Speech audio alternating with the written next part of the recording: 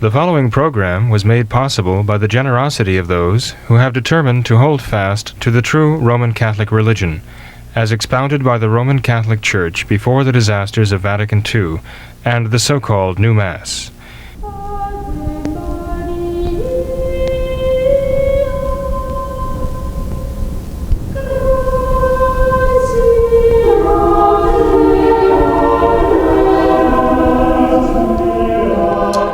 Welcome to What Catholics Believe. It's a special edition, actually a matter of correcting and clarifying something that we spoke about in a recent question and answer period. Recently, in one of our interviews, Mr. Thomas Nagley was asking questions of me. The question came up about natural family planning, and we had a questioner who seemed to draw a parallel between the approval of natural family planning and Francis's Amoris Laetitia giving power, giving the so-called right to those living in open adultery to have access to the Novus Ordo sacraments. And I answered that question by saying this is an absurd comparison. Well, actually, there is something that should be said about this, something further. It's an absurd comparison only if one realizes there's an essential difference between natural family planning and a perversion of the act of matrimony. For someone who mistakenly sees that natural family planning is intrinsically evil, then they might see some parallel between approving natural family planning and what Francis is doing in Amoris Laetitia with regard to adultery. So I thought I'd better clear that up and explain that, because there are questions involved that are not absurd and that are worthy questions, and they need to be addressed. And part of the problem with the previous program was the order in which the questions were proposed, starting with comparing approving natural family planning with Francis's teaching in number 8 of Amoris Laetitia about adultery. And then secondly, the question came up about whether natural family planning is intrinsically evil. Well, of course, if natural family planning were intrinsically evil, and if structuring one's marital life so to render it unlikely to conceive a child, if that was always and necessarily evil, and thus intrinsically evil, then one might see a parallel. But the problem is, it is not. It is not intrinsically evil. And why do I say that? Well, the individual who posed this question about natural family planning and who drew the conclusion that natural family planning, that is limiting marital relations to certain times during which conception was unlikely or impossible, the one who drew that, the conclusion that is intrinsically evil, was referring to Pope Pius XI's Casti Connubii, number 54. And this is what he said, quoting Pope Pius XI. "Since, therefore, the conjugal act is destined primarily by nature for the begetting of children, those who in exercising it deliberately frustrate its natural powers and purpose sin against nature, and commit a deed which is shameful and intrinsically vicious." Okay?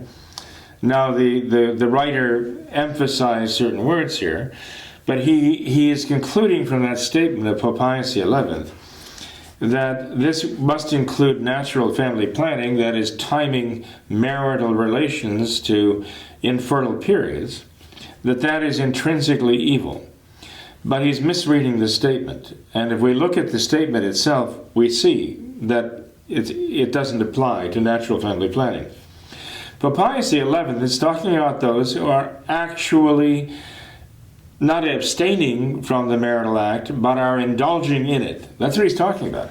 He's talking about those who are indulging in the marital act, in the process of indulging in it, rendering it frustrated and preventing it from conceiving a child. Listen to what he says. The conjugal act is destined primarily by nature for the begetting of children. Those who, in exercising it, the word actually means in the Latin, those who are actually doing it, those who are actually availing themselves of it, those who are actually indulging in it, as you might say, in the process of actually doing it, they frustrate the act itself. This is not the same as one who abstains from performing the marital act. And that's what natural family planning is all about. It's not about indulging in it, it's about refraining from indulging in it. Pope Pius XI says that to indulge in it in such a way that you frustrate it, that is intrinsically vicious, as he says, intrinsically evil. And that's true, the Church has always taught that. But the Church has never taught that abstaining from the marital act, rather than perverting it, abstaining from it is not intrinsically evil, because there can be justification, good justification, for doing it.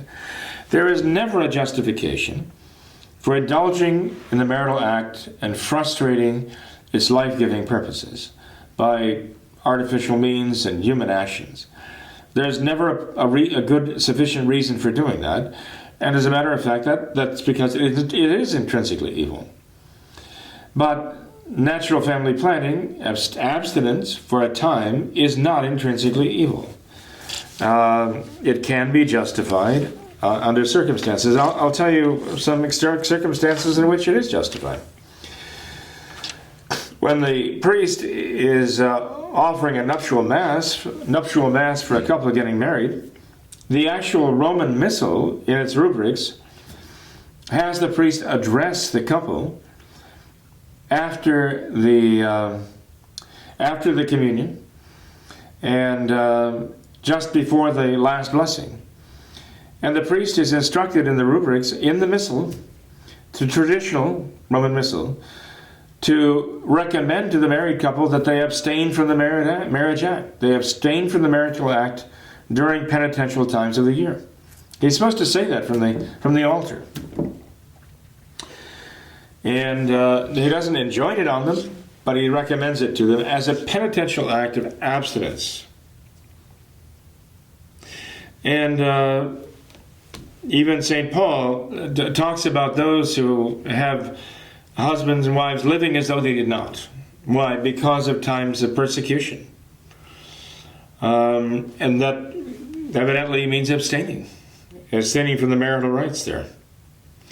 In times of persecution, in fact, he's advising people not to get married, understandably so. In fact, it might be the right thing to do, to abstain, rather than bring children into the world in times of great hardship, in times of famine, for example, or other very serious hardships. It is never permitted to indulge in the marital act, but to thwart the life-giving powers. But it is permitted, under serious circumstances, to refrain from and abstain from the marital act. And that's what natural family planning is about.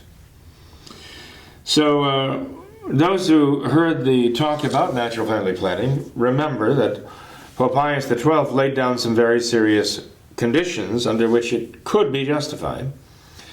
But all of those conditions were predicated upon the presumption that the couple had already given life. In other words, they had to already fulfill the primary function, the primary purpose of getting married, and the marriage act, and that is to give life. And from that on in, if there were to be a justification to practice natural family planning, that is abstinence from the marriage act for certain times, it actually would be done in the interests of protecting and preserving and fostering the lives that they've already given. So it is still about life, and it is still about giving life. So there is a mistaken interpretation of Pope Pius XI's statement here in Casti Connubii, which overlooks the fact that Pope Pius XI is talking about actually indulging in the marital act and rendering it vicious by thwarting its life-giving powers, which does not apply to natural family planning, which rather is about abstaining from the marital act and which can even be looked upon often as rather penitential and as a matter of sacrifice at times. If we add the component that they are wishing to avoid conceiving children for some of the reasons Pope Pius XII gave, serious as they are, rather than indulging in the act and perverting it, they simply elect to abstain from it. This is not vicious, certainly not intrinsically evil. So one has to make the necessary distinctions to come to the right conclusions. But to make the mistake in thinking that natural family planning must be intrinsically evil because it is motivated by the desire to avoid conceiving children is to say basically that whenever anyone even consents to having the marital act and not having children, when one does not want to conceive a child, indulges in the marital act and rejoices that they did not conceive, as though that were sinful for them to even think these thoughts. But it's not. It's not sinful for them to think these thoughts. Quite the truth is that when things are intrinsically evil, they can never be justified. And that is true of adultery. And this is what Francis is minimizing in his Amoris Laetitia. And this is why what he's written there is so bad, so evil. Natural family planning is not intrinsically evil. The Church has said there are circumstances under which it can be justified. And so that makes it sets it a world apart from Francis's teaching in Amoris Laetitia. In any case, I hope this helps. I don't always know that I'm expressing these thoughts in the clearest possible way, but I hope it is of some help. And if there are questions about this, I do hope you'll ask. Well, may God bless you. Until next time.